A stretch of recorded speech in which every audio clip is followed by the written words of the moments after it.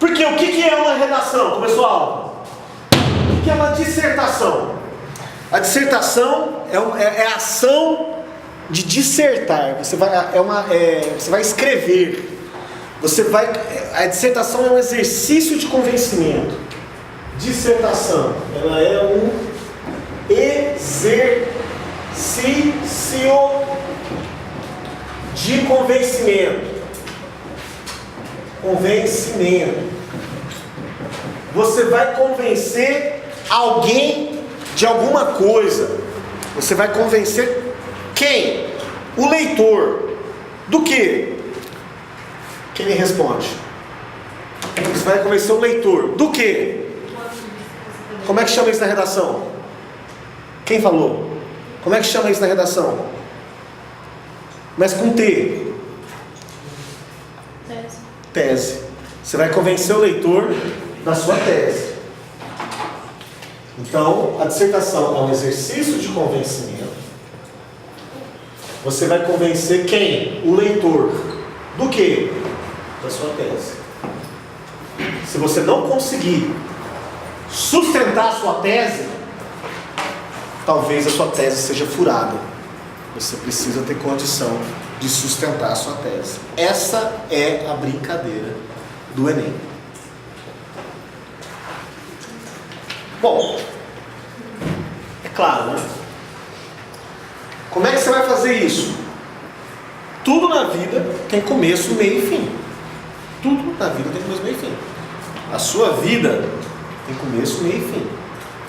Nós não sabemos quando ela vai acabar. Eu espero que depois de ter pago todas as parcelas da vida.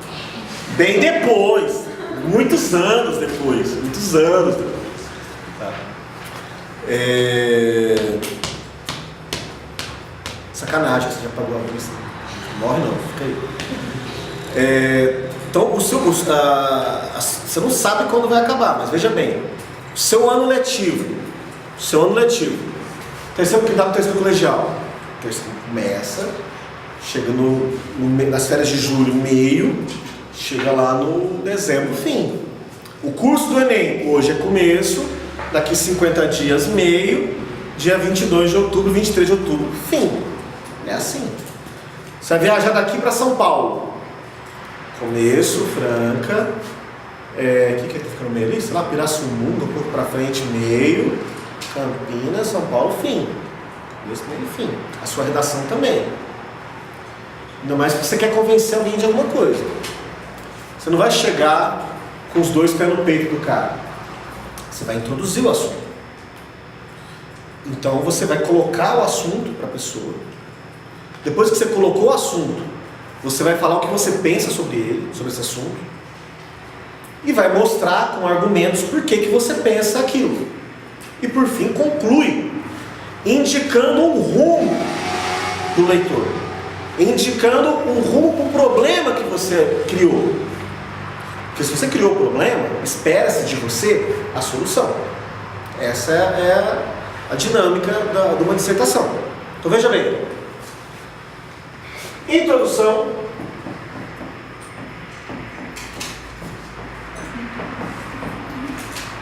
Desenvolvimento.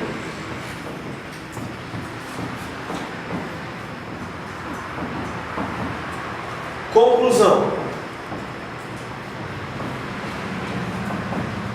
Dentro ali, 28, 30 linhas, tem que caber isso. Introdução, desenvolvimento, conclusão. Se você for fazer a sua redação em 5 parágrafos, via de regra, tá? Estou passando passando para você. Você pode fazer diferente. Tá? Aqui, quem tem facilidade com o texto dissertativo vai poder alçar voos mais altos. Quem não tem facilidade, eu aconselho primeiro num tradicional ali. É igual sexo. Quem é virgem? Levanta a mão. Tá bom, não precisa levantar não. Mas no caso do sexo, as pessoas que são virgens, vai lá ver um filme pornô, aí o cara fala, nossa, eu vou chegar lá e fazer isso aqui. Você vai se dar mal. Primeira vez sua, você já chega lá todo acrobático, querendo colocar perna pra cima, você não sabe fazer as coisas, vai devagarzinho, vai de boa. A hora que você tá bom naquilo, aí você faz as coisas diferentes, entendeu? Redação é a mesma coisa. Filho, como é que foi a aula hoje? Nossa, o professor falou que fazer redação é igual fazer sexo. Vou tirar você desse curso, menino. Esse professor seu é tarado. Não sou tarado, tô querendo pegar um elemento da sua vida e trazer para isso aqui. Para você se interessar, né? Senão você não se interessa. Então o que acontece? Eu falei que é igual sexo, começa com introdução, olha que porcaria. No sexo não começa com introdução, viu? Tá errado. O sexo começa com preliminares. A redação começa com introdução, porque você vai primeiro expor o que você sabe. O que você sabe. E depois você vai explicar o que você pensa. São duas coisas. É uma formulinha. Professor, eu não quero seguir essa formulinha. Normal. Como eu falei, se você já alça voos mais altos, não precisa partir daqui, você já parte de um outro negócio mais extravagante. A hora que eu for corrigir sua redação, eu vou falar, velho, mandou bem, começou muito bem aqui. Ou então eu vou falar, velho, começa mais de boa, porque você começou muito acrobático. Vai mais de boa. Então você começa com o que você sabe. Seu assunto é legalização da maconha. O tema é maconha? Está falando maconha, exato. Perceba, não está falando de crack, não está falando de cocaína, não está falando de uso medicinal da cannabis sativa. Eu estou falando de legalizar a maconha para quem fuma. Tá? Não está falando de... Eu estou falando isso porque nós já aplicamos esse tema de redação na outra escola. E aí vem umas viagens da maionese, tipo assim, porque o uso medicinal, ninguém falou de uso medicinal. Nós estamos falando da maconha, fuma, blunt hemp, esses negócios. Estou falando disso. Se você falar de outra coisa, você está fugindo do tema. Está entendendo? Então, você começa com aquilo que você sabe. O que você sabe? Aquilo que você sabe é aquilo que é ponto pacífico. É aquilo que é e não se discute. Fala uma frase para mim sobre a legalização da maconha que você sabe. Fala uma. De book bucha. Falando pra você falar. Não sei dele.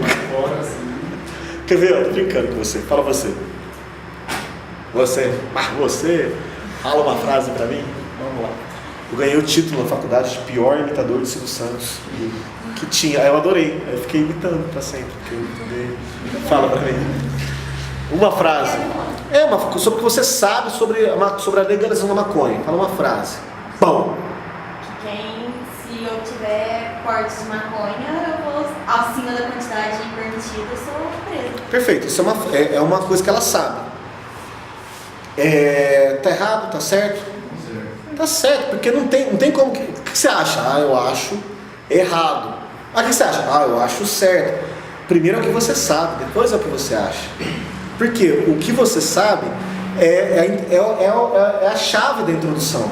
Então, tipo assim, atualmente, de acordo com a legislação brasileira, quem possui um porte de drogas, um porte de maconha, superior a tal coisa, é enquadrado como tráfico. Oi, quanto?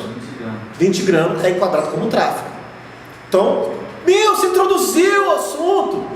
Aí em seguida você vai falar a sua tese, o que você pensa. Isso não está de acordo com o padrão internacional, assim, comparado com não sei o que blá blá blá blá. Na verdade esse é um argumento, né? Tal quantidade se revela muito alta. Aí você colocou o que você pensa. Na sua opinião é muito alta. Ou tal quantidade é muito baixa. Você colocou a sua opinião, que essa quantidade é baixa. Entendeu? Então, é uma forma batata de você começar o texto sem derrapar. O que você sabe, o que você pensa. E aí você vai elencar 2 ou 3 bons argumentos. Não é argumento mequetrefe. Eu ia falar uma parte do corpo humano. 2 ou 3 argumentos bons para sustentar o que você pensa. Professor, nós vamos ficar discutindo temas polêmicos? Lógico que não. Eu não vou discutir tema com ninguém. Não dá tempo. Eu não quero convencer vocês do que eu penso, eu não quero que vocês me convençam do que você pensa. Não importa o que você pensa, importa que você escreva bem o que você pensa. Se você escrever bem o que você pensa, você vai bem na redação. Agora, se você pode ter o mesmo ponto de vista que eu. Se você argumentar igual ao seu nariz, eu vou falar, velho, você não está argumentando direito. Se você pensa totalmente diferente de mim, com relação à maconha, com relação ao casamento homoafetivo, com relação à corrupção, com relação a dirigir embriagado, com relação a mil coisas, você vai ter que buscar os argumentos para a sua tese. Estamos combinados? O foco nosso aqui não é a gente convencer ninguém de nada. O foco é a gente fazer um bom texto dissertativo. Legal. Então aí você vai selecionar 2 ou 3 argumentos, A, B e C. A, B e C. Posso mais? Olha, se você for colocar 4, 5 argumentos, você pode ter problemas. Por quê? Porque pode estourar o número de linhas. Vai passar o número de linhas e aí você não vai conseguir concluir no tempo correto. Aí você vai perder ponto, porque você não fez o que eles pediram. E aí por fim a conclusão. A conclusão é a hora, quem se lembra dos Teletubbies, a conclusão é a hora de dizer tchau. Na conclusão você faz a proposta de solução entre aspas, tá? E encerra o assunto.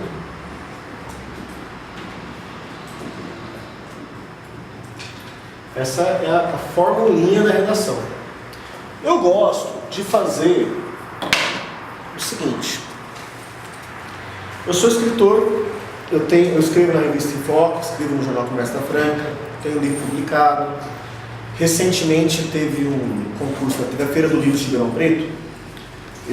Na categoria ensaios, que é como se fosse a categoria, tinha poesia, crônica e ensaio. Poesia, vocês conhecem, crônica era no máximo 2 páginas, ensaio era no mínimo 8 páginas. Então, a categoria ensaio era a categoria peso pesado, né? Escritor, no mínimo, então tipo, textos. Eu fiquei em segundo lugar da categoria ensaio. Eu acho que foi injusto.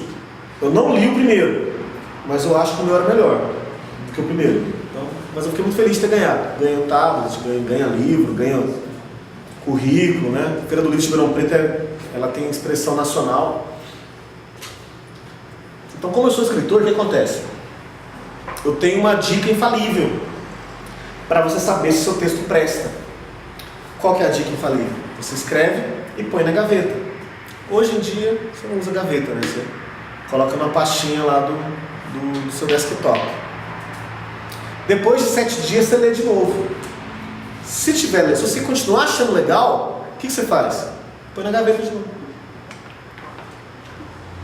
Depois de 7 dias, você lê e fala, nossa, vou apagar essa merda. Aí você deleta, não dá para os outros lerem não.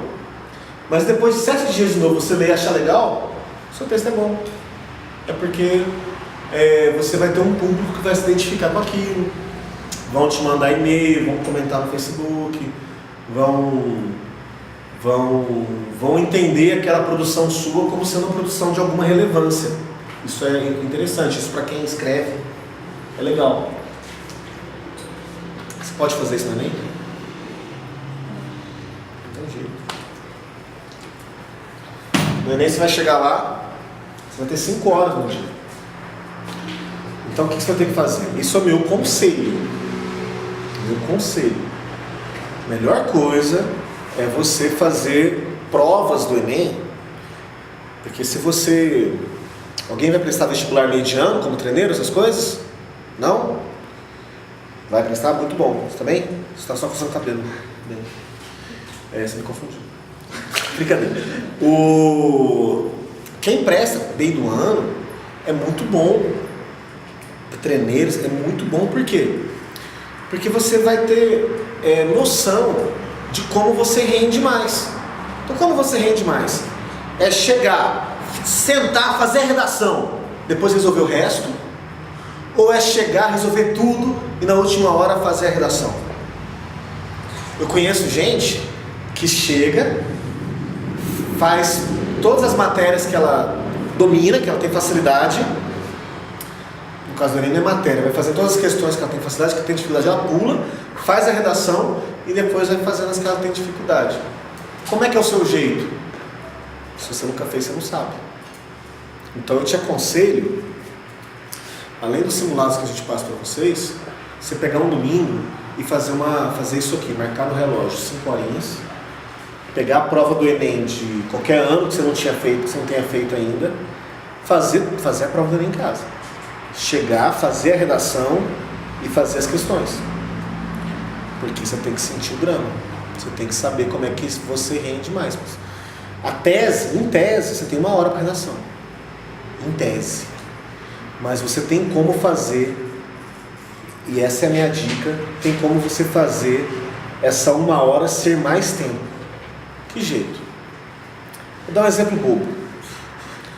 O cérebro humano, nossa cabeça, os cientistas com tanta ciência não sabem como é que a nossa cabeça funciona totalmente ainda. Alguns de nós temos o que nós chamamos no computador de multitarefa preemptiva. Geralmente as mulheres têm mais que os homens. A mulher geralmente consegue conversar com você, contar o número, contar quantos cadastros tem ali e prestar atenção na notícia do rádio ou da TV ao mesmo tempo. A mulher geralmente tem essa facilidade de fazer várias coisas ao mesmo tempo. Eu muita dificuldade. Se você estiver conversando comigo e alguém vier falar qualquer outra coisa, normalmente eu vou fazer assim. Você. A pessoa fala, você. Eu não consigo, eu me perco. Se eu estiver conversando com se eu estiver andando, conversando com 2 pessoas, eu tropeço. Porque aí, ou paro de respirar, não sei, alguma coisa dá bug, alguma coisa buga. Mulher mais tranquila com relação a isso. Só que tudo indica que a hora que você está fazendo uma coisa, o seu cérebro continua trabalhando em outras. Então, hoje, por exemplo, um exemplo bobo. Eu estava na minha casa, me matando para não falar outra coisa feia, né? Para fechar o horário dos professores. Fechou hoje. Eu tenho 3 professores de geografia, excelentes, do outro mundo. E os 3 não podem na quarta-feira. E aí, a hora de fechar o horário adivinha. Se não sobrou lá umas 4 quarta-feiras na minha vida para me atazanar e encaixar as aulas de geografia nas quartas. Por fim, eu não conseguia fechar. Não conseguia. Deu meio-dia, eu tinha que estar 1 hora antes de viver, precisava almoçar, eu fui almoçar na casa da minha mãe.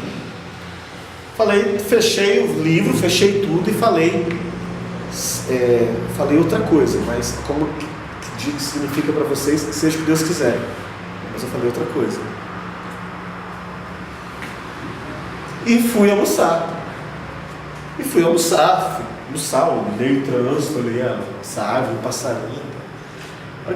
Bati na porta da casa da minha mãe, pau.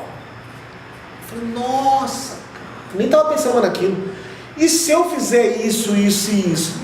Não dá certo. Eu não estava com nada na mão. Na hora que depois que eu almoçar, voltar em casa, eu vejo se dá certo. E foi, e deu certo. Vocês já ouviram algumas pessoas falar assim, toma decisão hoje não. Dorme com um problema na sua cabeça, amanhã você vai acordar com a solução. Já passaram por situação assim?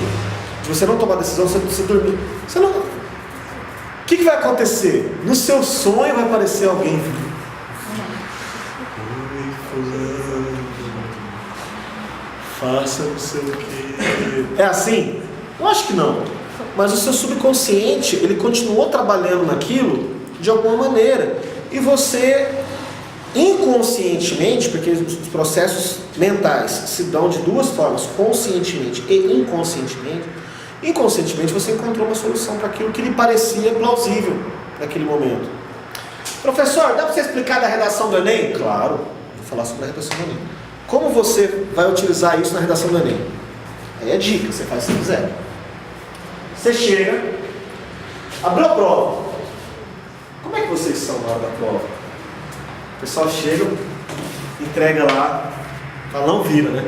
Você não fala? Eu viro na hora. Não tô nem aí, eu viro na hora e começo a ler. O cara vai me tomar a prova? Sai daqui, sai. Lógico que não. E quando todo mundo está lá, ela está lendo a instrução, eu já li uma questão, eu já li duas. É difícil não falar palavrão, desculpa. Mas fiz duas questões, dane-se quem está vigiando a prova, tô nem aí. Se ela me der bronca, eu ponho aqui. Duas questões. Eles te tomam a prova. Se você não tiver terminado, a hora que deu a prova, eles vão tomar da sua mão. Já pensou se você não responder duas? 500 caras na sua frente. 500 caras na sua frente. Vocês já conheceram alguém que falou assim, nossa, não passei por uma questão? Todo mundo conhece alguém que não passou por uma. Porque não passar por uma é normal.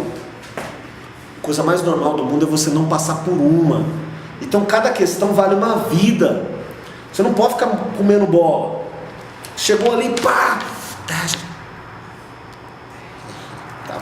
E dependendo do examinador, você já, às vezes tem uns caras, né, umas tiazinhas meio perdidas, porque geralmente eles contratam as professoras da escola mesmo. Você vê aquela tiazinha perdidona, você já vira ali, já começa a ler, que tá nem aí com a paçoca. Mocinha, não pode ler. Ah, desculpa. Eu levo caneta grifa-texto na prova. Mas não pode. Vai anular minha prova? Não vai. Se eles vêem, toma. Já tomaram várias vezes. Mas até tomar, eu faço uma lambança na prova. Professor, posso fazer assim? Mas se quiser, você faz. Porque eu faço assim. Entendeu? Cada um tem um jeito para fazer prova, né? Chegou no Enem, é o dia da redação, o que é a primeira coisa que você vai ver? Tema da redação. Você pega e vê o tema da redação. Pode ser na hora que ela falar, pode virar prova, pode ser antes, pode ser na hora que você quiser. Primeira coisa que você fez, leu o tema. Leu lá os textinhos da coletânea. O que você faz? Você fica 10 minutos com cara de paisagem, coçando o queixo, pensando o que você vai escrever. Coçar o queixo ajuda. Tá? Você fica lá pensando o que você vai escrever. Escolhe uma tese. Vou pedir café para as próximas aulas. Escolhe uma tese e já seleciona 3 argumentos. E deixa a redação de lado. Vai fazer o resto. Então você vai chegar, você vai gastar 10 minutos para escolher a tese e para escolher 3 argumentos. Ai, professor, é muito tempo. E você acha que você tem quanto tempo para escolher tese, escolher argumento, desenvolver argumento? Você tem 1 hora. E 1 hora para fazer o rascunho e passar limpo. 1 hora. O que é 1 hora? É 60 minutos. O que é 60 minutos? Não é nada. 60 minutos é um filme curto. 60 minutos não é nada. O que você faz em 60 minutos? Você escuta um CD. 60 minutos. Você tem que escrever. Por isso que você não pode ficar com frescura. Tipo, eu tenho tanta dificuldade com redação. Eu não sei escrever, eu não sei que eu escrevo. Mano, perde isso. Perde esse pudor. Então, lógico que eu estou falando para quem tem dificuldade. Você não tem que ficar escolhendo, penteando, passando batom. Vai lá e beija logo. Viu? Não fica com frescura, não.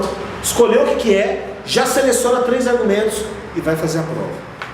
A hora que faltar 1 hora, professor, não pode usar relógio. Tem examinador que avisa. Mas você sabe que está na metade da prova quando metade da sala sai. Então, na hora que fala assim, pessoal, já transcorreu o tempo mínimo, pode sair. Uma galera. Isso aí é um relógio para você. Então, se você não está com relógio, esse já é um relógio. Você pode pedir para o examinador. Você avisa quando faltar 1 hora. Alguns são bonzinhos e avisam, outros não. Relógio de ponteiro, alguns examinadores deixam, outros não. muito do caráter da prova, do Enem, se é Enem, se é banco, se é concurso, se é VUNESP, se é FUVEST, se é Carlos Chagas, se é CESP-UNB, mas o que eu estou falando vale para tudo, né? Você é direito seu saber o tempo.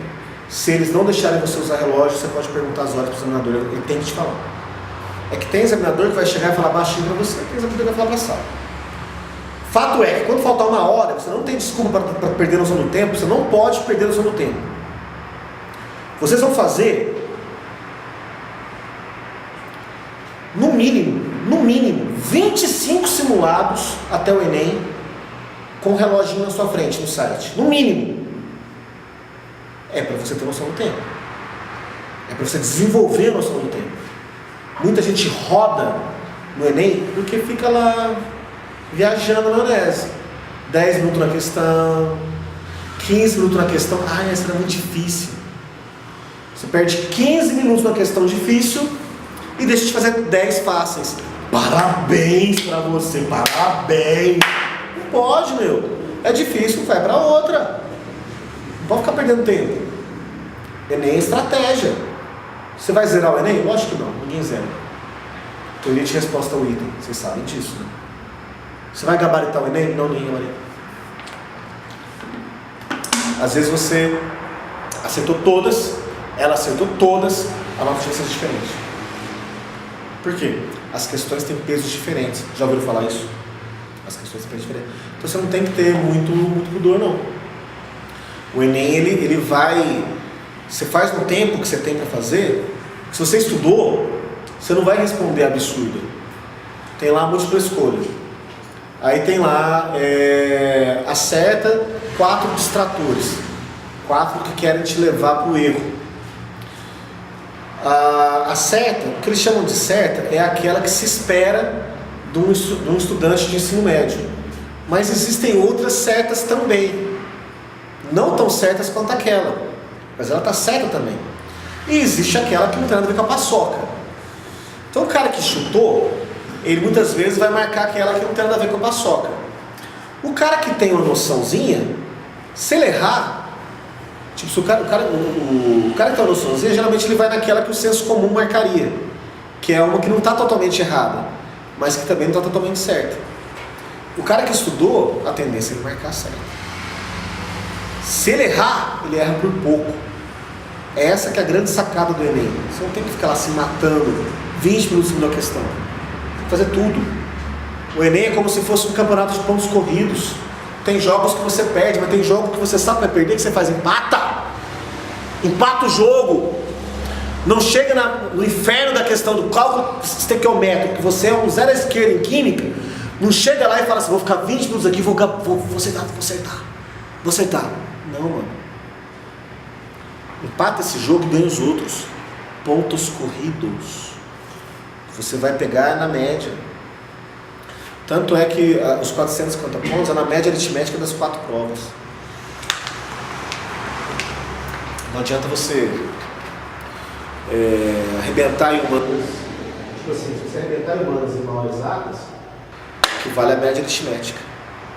Agora, se você consegue, você sabe que o seu fraco é humanas. Você sabe que o seu fraco é humanas. Por quê? Que você...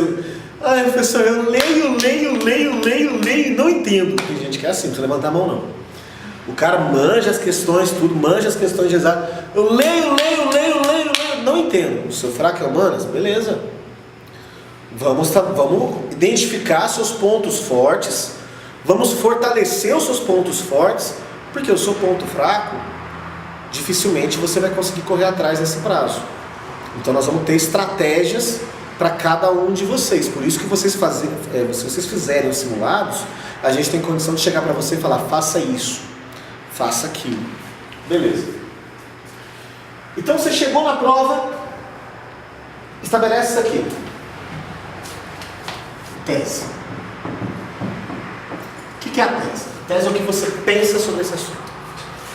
A minha tese, eu desenhei ela, que é o chão. A minha tese está voando no espaço. Olha aqui. Está voando. que eu tenho que fazer para ela não ficar voando no espaço? O que eu tenho que fazer para sustentar a minha tese? Eu preciso sustentar ela de algum jeito. Como é que eu vou sustentar ela? Com colunas. Colunas fortes, rígidas, robustas. Veja bem, essas minhas colunas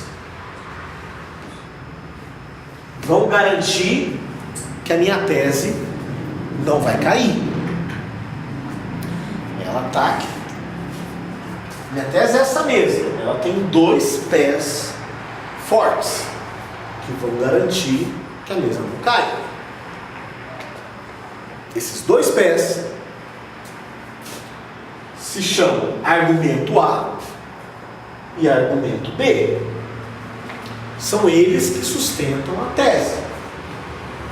Professor, eu quero fazer 3 argumentos. Beleza. Vou colocar 3 teses aqui, 3 colunas. Professor, mas o que eu tenho que fazer? Eu vou usar 2 argumentos ou usar 3? Gente, depende muito do seu argumento. Pensa como coluna mesmo. Pensa como coluna. Coluna estrutural que vai sustentar uma laje. Pensa como coluna. Se as minhas colunas forem mais fracas, eu vou precisar de mais colunas ou menos colunas? Mais. Bom. Então, se a minha coluna for mais fraca, se os meus argumentos forem mais frágeis, é claro que se eu colocar 50 argumentos merda aqui, vai cair. Não adianta. Eu tenho que colocar 3, se eles não aguentam por si só, os 3 juntos aguentam bem a laje. Os 3 juntos têm que aguentar bem a laje. Se eu colocar 50 argumentos pífio, não vai sustentar a laje. Então, 3 bons argumentos sustentam. Mas vamos supor que é um assunto que você tem 2 argumentos que eles são fera, que eles são irrefutáveis, que você falou, ó, esse assunto aqui eu pensei, ó, é isso. Você é obrigado a fazer 3? Não, claro que você não é obrigado. Por quê? Porque se você colocar 2 muito bons e um argumento ruim, o seu ruim vai chamar mais atenção do que os bons. Porque o cara vai pegar e falar o seguinte, ele vai ler e fala, não, o cara está vendo tão bem. Para que ele colocou esse terceiro argumento aqui? Aí, se você fez isso na minha redação, chegou no plantão, eu vou te perguntar, por que você está vendo tão bem? Por que você colocou esse argumento ruim aqui como terceiro argumento? Ah, sabe o que é? Não, tanto é que eu estou te perguntando, por que você fez isso? Ah, é mal de te falar, professor. Fala logo! Então, o meu professor de redação falou que tinha que ter 3 argumentos. Então, como é que ele chama? Fulano. Eu vou falar, ó, no cu dele. Esquece isso e vem, você dita. Então você pega e esquece o que ele falou. Você não tem que colocar 3 argumentos só porque ele falou que tem 3. Porque você prejudica o seu texto. Você chama atenção negativamente para o seu texto. Faz bem os 2 e está resolvido o seu problema. Porque aí é como se fossem 2 grandes colunas a sustentar aquela laje lá. Ok? Então chegamos num ponto que a galera tem dificuldade, que é a tese. Tudo gira em torno da tese. Que horas são? Eu desliguei meu celular. 9h32. Tudo gira em torno da tese, na dissertação. Então o que acontece? Se você não tem a sua tese, não consegue elaborar a sua tese, ou elaborou uma tese ruim, a sua redação está fadada ao fracasso. Você vai fracassar com a sua redação, com a sua dissertação. Porque a tese é o coração da dissertação. Se você não tem uma tese boa, o que vai acontecer? Bom. O que é uma tese boa? Ah, professor, qual que é a tese boa? É aquela que você consegue sustentar. Simples. Você conseguiu sustentar, ela é boa. Você não conseguiu sustentar, ela é ruim. Me fala em uma tese ruim. Fala um assunto. Pode ser esse da legalização da maconha que está na mão de vocês aí. Me fala uma tese ruim. Uma tese ruim, favor ou contra, tanto faz. Mas tem que ser ruim. Estou deixando claro que tem que ser ruim. Fala uma tese ruim. Um jogo de Xbox. O que tem? É bom? Não, mas eu quero uma tese. Tipo assim, com relação à maconha. Tipo, a maconha tem que ser legalizada por causa disso, ou tem que ser proibido por causa disso. Quero uma tese ruim. Quer ver? Por exemplo, eu acho que tem que legalizar a maconha, porque todo mundo faz o que... Todo mundo sabe o que é melhor para si mesmo. Essa é uma tese boa? Porque a maconha está vindo para outras drogas. Porque esses são exemplos de tese ruim? É. Concordo. Concordo totalmente. Ó, uma tese ruim.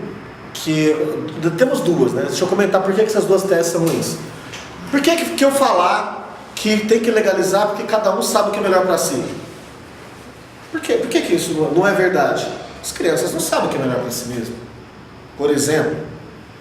E tem outra coisa. Se cada um sabe o que é melhor para si mesmo, por que tem propaganda de coisas na televisão, no jornal? Não, mas eu não sou suscetível à propaganda. Claro que não, porque tanto vocês não são suscetíveis à propaganda que vocês vieram a cavalo aqui para a escola, né? Ou não? Não? Vocês vieram de carro? De moto? Vocês não vieram a cavalo? Vocês não são suscetíveis à propaganda.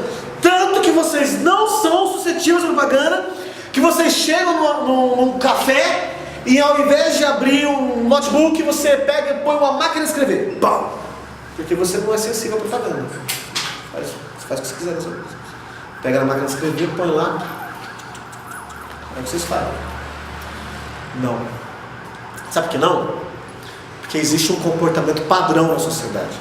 E esse comportamento padrão tem a ver com questões culturais, históricas, geográficas, mas também com questões relacionadas aos hábitos de consumo.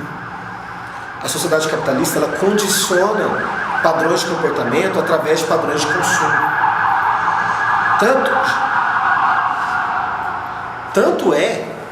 Tanto é que se você não adere economicamente a um produto, você rapidamente está deslocado por algum motivo X ou Y, como por exemplo a questão do celular. Ao surgir celular, rapidamente no Brasil o celular se popularizou e chega ao ponto de quem não tem... Olha, vou te contar uma coisa engraçada. 2002, 2003, eu cheguei a conversar com pessoas, tipo assim, né? Não, Carlos, eu não passei o seu número de celular porque eu não sei se você quer atender aquela pessoa, então eu não passei o seu número para ela, então se você quiser você passa, por isso que eu não passei o número. Gente, o número do celular hoje está em tudo, meu celular está no contrato de vocês. Nossa, passa trote. Meu celular está no contrato de vocês, o celular está no site, todo mundo usa celular para tudo. Mas quando surgiu, o celular era um negócio personalíssimo. Eu só passava o celular para quem eu queria que me encontrasse. Hoje, 10 anos depois, 15 anos depois, nós vivemos na era da hiperconectividade. Você é encontrado, você quer não. E com o celular veio a questão do WhatsApp e as redes sociais, né, Facebook, blá blá blá blá blá. E o WhatsApp que veio facilitar ainda mais essa questão da comunicação e da hiperconectividade. Se você não tem WhatsApp, você é uma espécie de bicho em extinção. E eu me sinto assim, porque eu não tenho WhatsApp por princípio. Eu falei, não vou pôr WhatsApp. Por quê? Porque eu sou contra essa hiperconectividade. Quer me falar comigo? Onde é que eu estou? Estou o tempo todo trabalhando, praticamente. Se eu não estiver nessa escola, estou na outra. Quer falar comigo? Liga lá. Se for urgente, liga aqui. A sua mãe morreu, liga aqui, ó. Galera, foi mal, minha mãe morreu, eu estou vazando. Você não precisa do celular ligar o tempo todo. Mas não. Tem gente que quando surgiu era mais. Agora as pessoas já estão acostumando. Antigamente, quando surgiu, o tempo todo. A pessoa.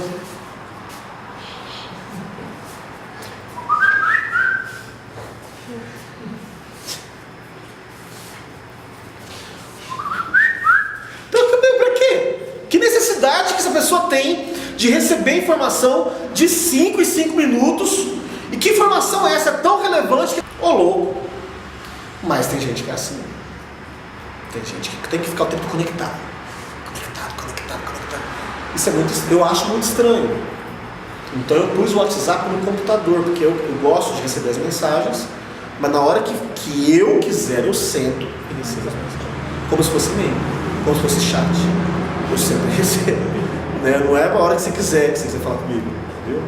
É a hora que eu quiser. Para eu ter um mínimo de controle sobre a minha vida, né? Por favor.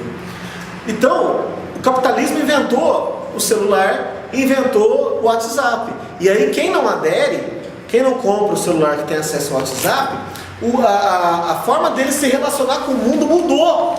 Percebe? Porque você não aderiu. Concorda? Concordo. Então todos nós somos sujeitos à propaganda. Porque a gente vive numa cidade capitalista. E aí o que acontece? Muitas pessoas fumam cigarro porque assistiram propagandas de cigarro.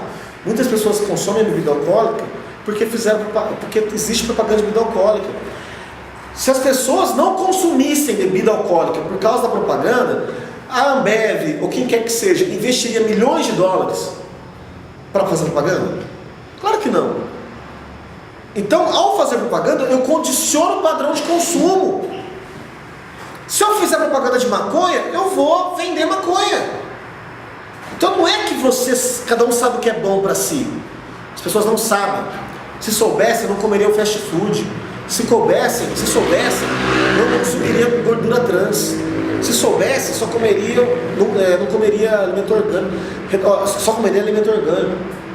A gente discutiu semana passada na turma do pré-vestibular uma notícia de 2013.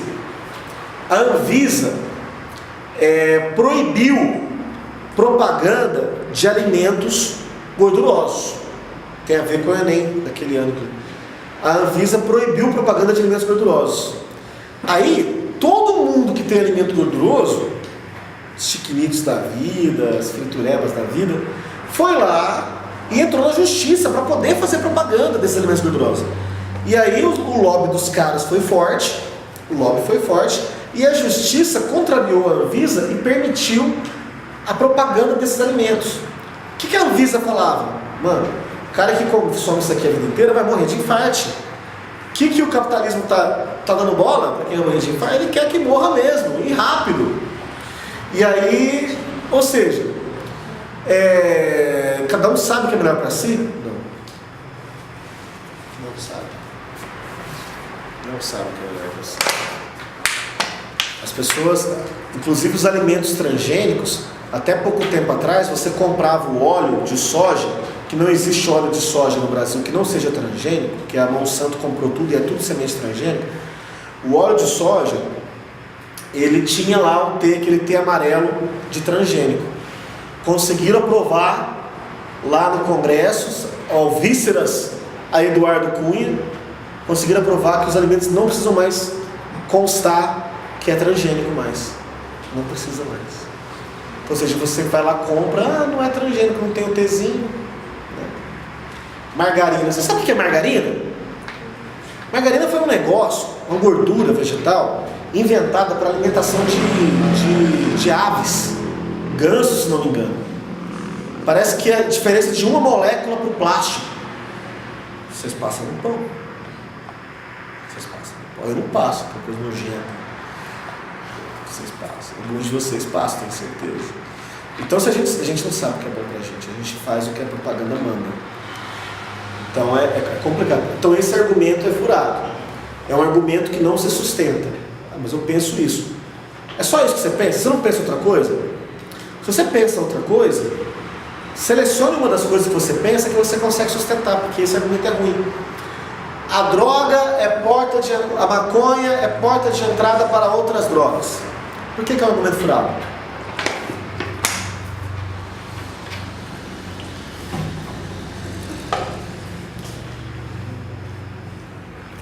Pesquisas sustentam que inúmeras pessoas, usuários de crack, por exemplo, o cara, ele não começou a fumar maconha.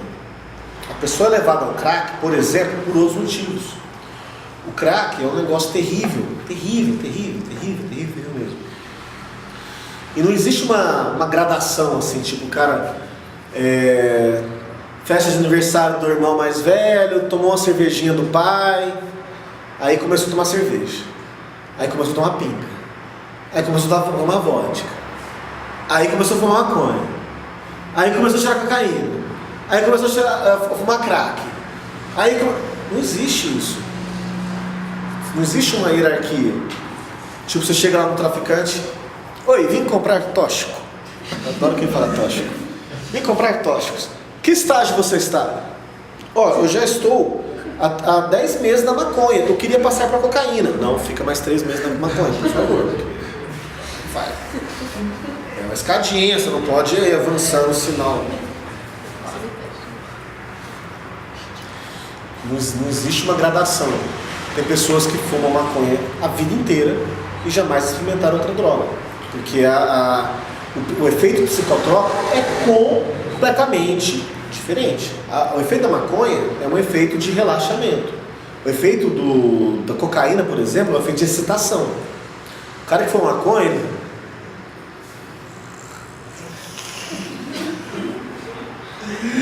O que foi, menino? Nada não, nada não. O que foi, moleque? Não. O que foi, moleque? Você está muito bravo, professor. É um efeito de relaxamento. O efeito da cocaína, cara, é um efeito do cara agitado. Não sei o que tem, então. E a vida inteira é engraçado porque é o seguinte, quando alguém me perguntava se eu fumava maconha, eu sempre falava assim, não combina com o meu estilo de vida. O meu estilo de vida é muito agitado. Eu falava, não combina com o meu estilo de vida. Aí tinha sempre gente que falava assim, não tô falando isso. Tô falando que eu saio de uma escola, vou pra outra, minha vida é muito agitada. Então, não tem a ver esse lance, né? Um cara que não é porque ele começou a fumar maconha que ele vai usar cocaína e não está relacionado. É um argumento ruim. Se você pensou o argumento e não conseguiu sustentá-lo, você tem que trocar sua tese. Qual que é o problema de temas polêmicos como esse? Qual que é o problema de temas polêmicos como esse? Muitas vezes, o seu posicionamento, o seu como pessoa, o seu posicionamento está assentado no senso comum. Como assim? O que é o senso comum? É o que todo mundo pensa.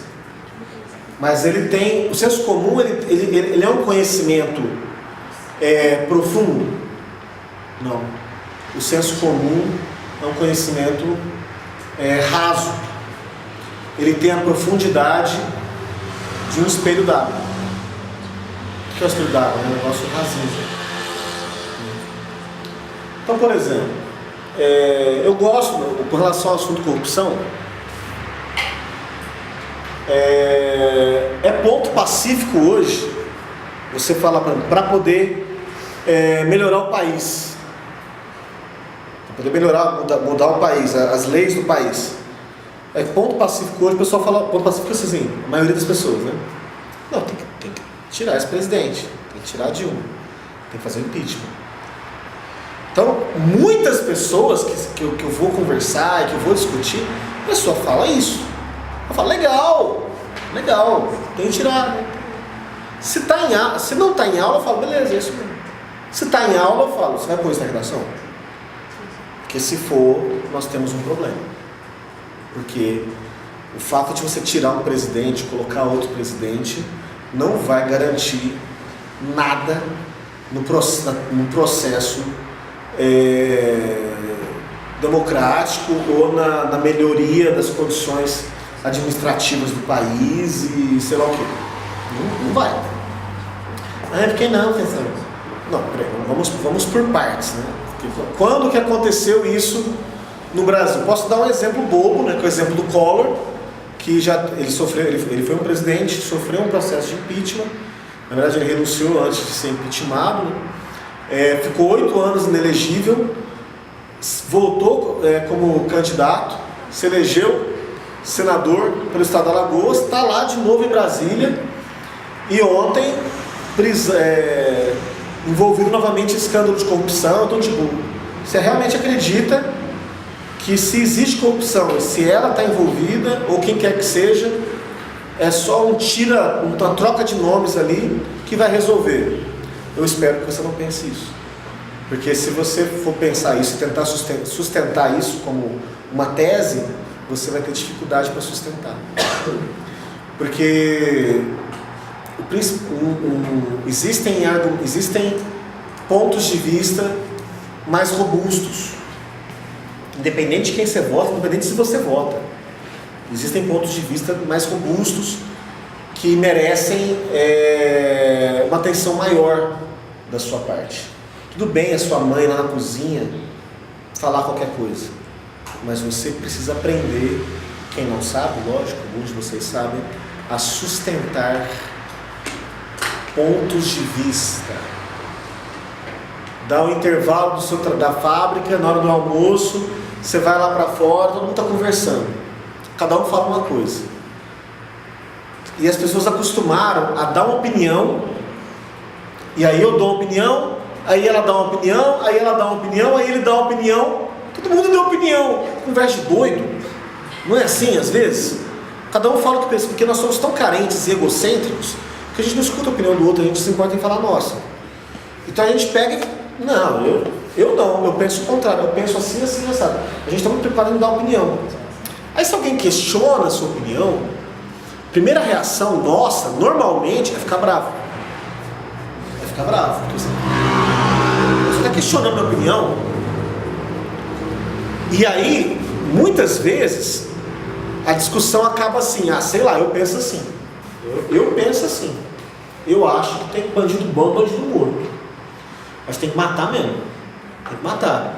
Mas Carlos, quem decide quem é bandido e quem não é bandido? Não seriam outros bandidos? Não sei. Tá? Eu sei que essa é a minha opinião. Geralmente as conversas não acabam assim. Então, uma dificuldade que a maioria das pessoas tem, eu dou aula de redação há muitos anos, uma dificuldade, talvez a maior dificuldade, que a maioria das pessoas tem em fazer uma redação é o seguinte: é conseguir formular o que ela pensa, conseguir formular a tese e selecionar os argumentos para poder sustentar essa tese. Porque se a tese é o que você pensa, normalmente aquilo que as pessoas pensam está fundado no senso comum, e aquilo que está fundado no senso comum você não consegue sustentar. Você não consegue sustentar. É insustentável. Não sustenta. Então é necessário um exercício nesse sentido aí, tá? O Enem, ele tem lá, se você for lá ler o caderno do Enem, você vai ver que ele pega temas socialmente relevantes.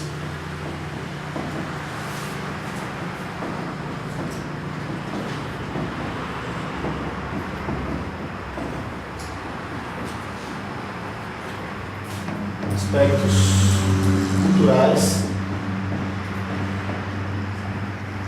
políticos, tecnológicos.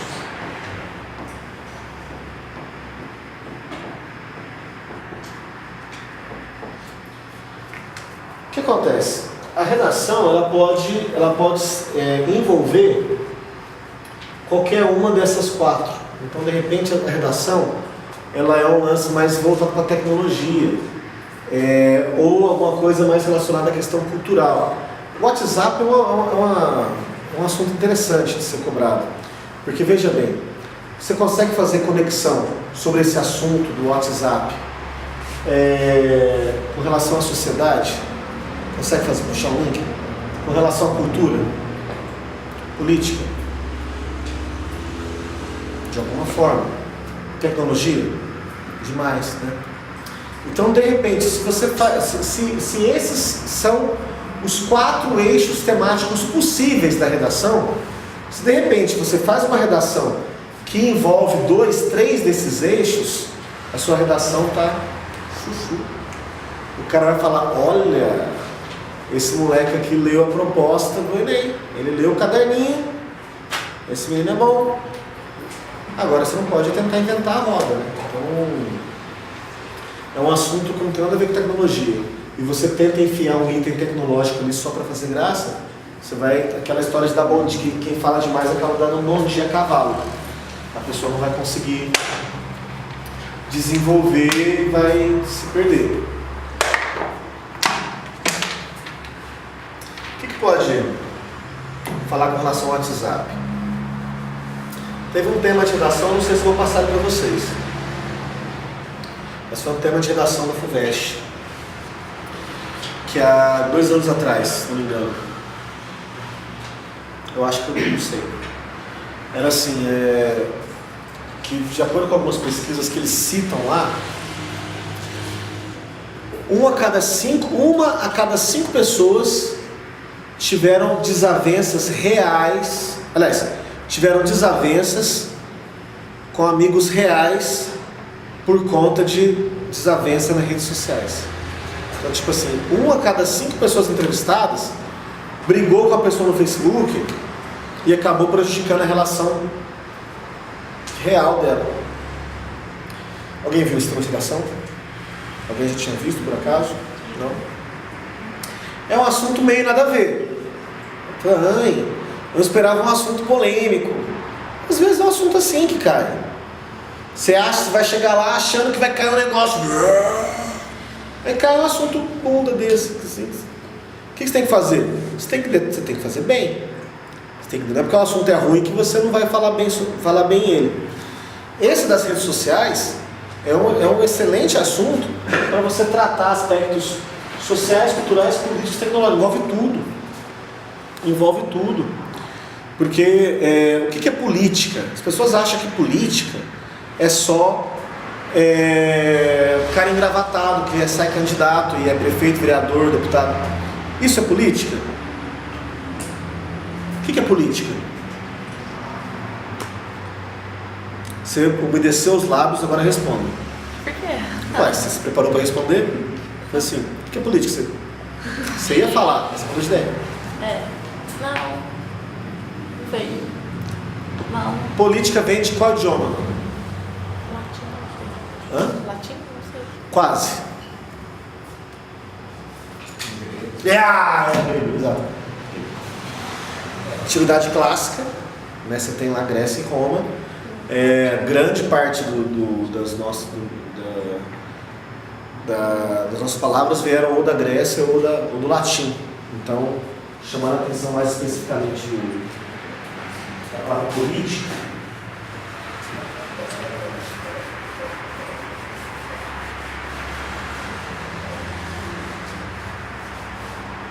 Olha que interessante. Olha que interessante.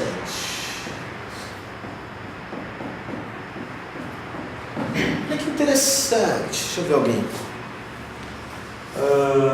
Qual é o seu nome? Meu Carlos. Carlos, assim como eu. Xará, é o seguinte. O tempo passa, vai ficar amigo das pessoas, ir da escola e tal, né? Vai conhecer todo mundo. E aí, eu vou perguntar como você se sente, tá? Aí chega alguém, você escuta, você chega na sala e escuta alguém falando de você. Escuta assim, eu sei lá do Carlos. O Carlos? O Carlos é aluno? O professor? Não, aluno, não. O Carlos é meio político. cara, ele é meio político. Como você se sentiria? De primeira mão, pode falar o que veio no seu coração agora, que estou falando de você. O que você ficou feliz? Ou ficou triste, ou não faz? Ou qual foi a sensação dele? Você é político. O que você tanto faz? Qual é o juízo que essa pessoa faz de você? O que você imaginou? Me chamam de Eduardo, não? Bom, não sei, estou perguntando. Eu tenho a resposta certa, é você falar. É o juízo que você fez? Se eu faço a mesma pergunta. Pode ser você. É, você mesmo. É o nariz que fez agora. Não brinco agora. É no queixo. Você mesmo. Como é que você chama? Tiago. Tiago, você chegou na sala, você foi lá beber água e tal. Aí você escutou o Tiago. O Tiago é meio político. O que você sentiu no seu coraçãozinho? Mentiroso. Legal. Agora vamos mudar a história. O cara estava chegando na sala e escutou o seguinte, o Carlos é um cidadão. Você lembra a sensação? Não, pessoa de ideia. Você está chegando na sala, você escuta. Esqueci seu nome. Tiago é um cidadão. O que você sentiu? Tanto faz. Mas foda-se, também aí. É o problema dele, né? A maioria de vocês, o que vocês sentiriam? Se alguém falou que você é político, no mínimo você vai ficar com a boca atrás da orelha, né? Falou que você é cidadão, você... Obrigado.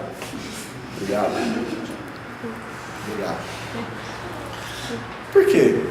Vocês sabiam que significa a mesma coisa? Política vem de que palavra grega? Polis.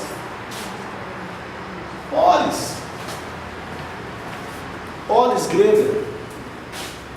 Política vem de polis. Cidadania vem de que palavra latina? Palavra latina. Lá do latim, de onde vem o português, o francês, o espanhol e o italiano? Cidade. Cidadania vem de cidade. O que é polis? Cidade. Polis é a cidade-estado grega. Chama cidade-estado porque, como os gregos viviam um regime de descentralização política, cada unidade era autônoma. Então era uma cidade, tinha o tamanho de cidade, mas ela era autônoma. Então ela era um estado independente dos demais estados. No Brasil não, cada cidade ela faz parte do estado membro que faz parte da federação. Então por isso que nós usamos que Franklin não é uma cidade, estado, e na Grécia não, mas é cidade. Quem é o político? O político é o cara que cuida bem da cidade. 3h40 o ônibus. Bom, 3h50 o ônibus. Corrige, vocês ditam. 3h50 o ônibus. Então, o político é o cara que cuida bem da cidade. Ele é o político. Aí você fala, tudo errado. E o cidadão? Mesma coisa, o cara que cuida bem da cidade. Estão entendendo? Então, o grego, ele tinha, todos os cidadãos gregos, né, os cidadãos atenienses, os políticos, participavam da vida pública de Atenas, da Grécia, eles tinham na política uma atividade honrada. E para mostrar que eles se dedicavam a uma atividade honrada, eles se vestiam de branco. Por isso vocês veem lá o Sócrates, os filósofos com aquelas... Não é que eles acabaram de acordar e enrolaram no lençol. Eles dormiam pelados. Já viram aqueles caras enrolados no lençol? Por que eles estão todos de branco? Porque não é que se vestia assim o tempo todo, aquilo não é uma túnica. Quem se vestia de branco, para se diferenciar dos demais, era quem era cidadão. E por que ele se vestia de branco? que é branco? Quando você pega a água sanitária e você joga na roupa, ela fica o quê? Branca, né? Como é que chama a água sanitária? Água? Como é que sua avó chama? Que boa? Cândida. Exato. Então aquele cara que se veste de branco, ele é o quê? Cândido. Ele é cândido. Daí que vem a palavra candidato. Quem são os candidatos? Os mais puros entre nós. Candidato, por isso que eles se vestem de branco, né? São os mais puros entre nós, porque eles são candidatos, nós vamos escolher entre eles para dirigir a cidade. O grego tinha um termo para quem não se interessava por política. Sabe que termo que é esse? Letícia sabe.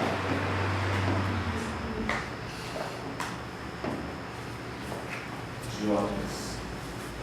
Para o grego, idiota era o cara que não se interessava por política. Hoje é o contrário. Hoje a gente acha que quem se interessa por política é idiota. Não é? Porque os termos estão... Parece que os termos sofreram uma inversão. E aí o que acontece? Quando o cara escreve lá temas políticos, não significa que é para falar da Dilma, do Renan Calheiros, do Collor, do Eduardo Cunha. Tema político são temas da política na sua acepção ampla, entendeu? Políticas, nós estamos falando, por exemplo, de políticas públicas. Estamos falando de ações capazes de transformar a vida das pessoas. Não estamos falando do personagem X ou Y. Tranquilo? Deu para sacar a diferença dos dois termos? Né? Isso é muito interessante. Tem um cara, ele é um filósofo fantástico. Ele é fantástico. Ele esteve na Feira do Livro de Ribeirão Preto de novo esse ano. Eu fui lá, comprei livro dele, fui pedir autógrafo para ele, fiquei tietando ele, enchendo o saco dele, sentei no colo dele. Mentira. É um cara que alguns de vocês podem conhecer, que é o Mário Sérgio Cortella. Mário Sérgio Cortella. Quem já ouviu falar? Poucos. Isso é trágico. Esse cara é mais pop que sei lá, que é uma coisa muito pop. Coca-Cola. Esse cara é mais pop que Coca-Cola. Só chega no boteco e fala, dá 2 coxinhas e um livro do Cortella. Mentira, ninguém faz isso. O cara é pop mesmo, o cara tem programa no rádio, o cara vai no Faustão, o cara não é um filósofo, tipo assim, nossa, um filósofo obscuro. É um cara que não sai da televisão. Não sai. Dá trocentas palestras, esteve em Franca, tem 2 meses. Ele é um cara que vocês precisam prestar atenção nele. Justamente por isso. Porque ele fala sobre temas relevantes da contemporaneidade. E um dos assuntos prediletos dele, os mais recentes, é ética e política. Ah, só isso, professor? Só ética e política. Que são temas que são, tem tudo para serem, esses temas têm tudo para serem explorados em vestibulares, se não no Enem, em vestibulares em geral. Porque como é que corrupção pode cair no Enem? Como eu te falei, 2006 já cobrou corrupção. De repente, não sei se vocês se lembram, tinha uma charge. A charge era alguém num deserto. Aí a charge falava assim, só lidar com gente honesta. Que solidão, meu Deus. Alguém já viu esse exercício? Uma pessoa viu? Quem mais? Levanta a mão, por favor. Uma pessoa viu. Você viu? Você levantou mais ou menos, eu fiquei tão esperançoso. Tem uma pessoa na sala que viu, que não me deixa mentir. Viu? Se ninguém tivesse visto, podia ser mentira minha. Então não é mentira. Tá, só lidar com gente honesta. Que solidão, meu Deus. Tinha uma charge. E corrupção, honestidade já caíram no Enem. Só que ética é um assunto que não sai de moda. É um assunto que está sempre em voga. Que pode, o que o pessoal chama de tema transversal. Né? Você encaixa qualquer coisa num tema desse. Você pode se safar falando qualquer coisa em cima disso. Culturais, gente, as pessoas têm dificuldade em entender o que é cultura. Por exemplo, Chico Buarque de Holanda é cultura? O músico. João Gilberto é cultura? El Chan, para que nasce todo, nunca se direita, não sei o que lá, dança da mãozinha, é cultura? Responde!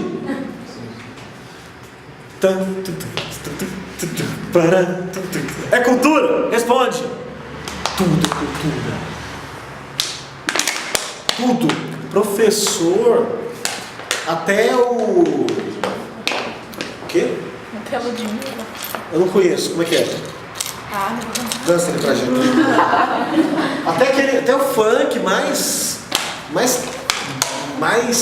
é cultura. É cultura. E eu te provo que é cultura. Daqui a 500 anos, quando tentarem entender a nossa sociedade, eles vão ter que usar esse material para. Porque se eles não pegarem, eles não vão entender a sociedade. É sério. Então a cultura, ela é entendida de maneira ampla. Você pode pegar o CD do Gino e Geno, qualquer coisa que você quiser aí. Eu não sei mais o nome das duplas, porque eles têm tanta dupla de dois que eu não sei mais. E aí eles ficam fazendo uns crossover de dupla, né? Era não sei o que, não sei o que lá e não sei quem, não sei o que. Aí eles invertem. Aí eu não consigo acompanhar, eu não acompanho mesmo. Mas sei que ainda existe o Christian Ralph. Parece que ainda existe o Christian Ralph, ainda existe o Estadinho Chororó. Ainda tem essas coisas. Independente do seu gosto musical, se você adora, se você odeia, é cultura. Rock pauleiro. Independente se você odeia ou se você ama, é cultura. Produção cultural, produção humana. Produção humana é produção cultural. Então, a cultura aqui é entendida no seu aspecto amplo. Por exemplo, religião. Religião é cultura.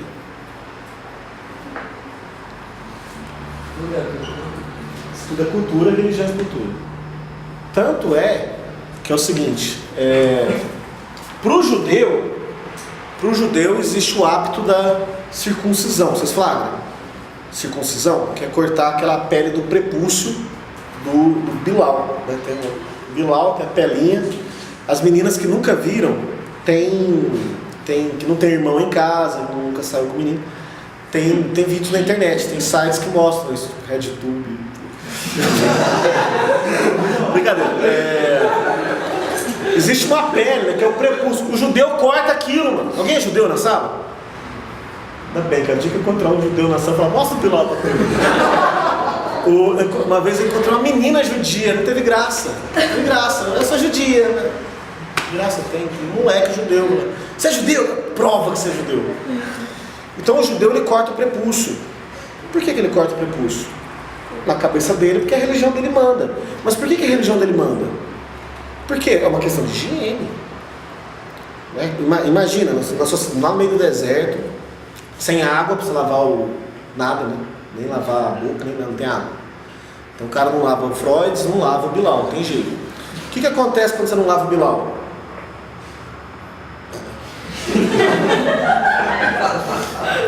Fala, mano! Não, junta sujeira, lógico. Junta sujeira. E aquela pele gruda. Aquela pele gruda.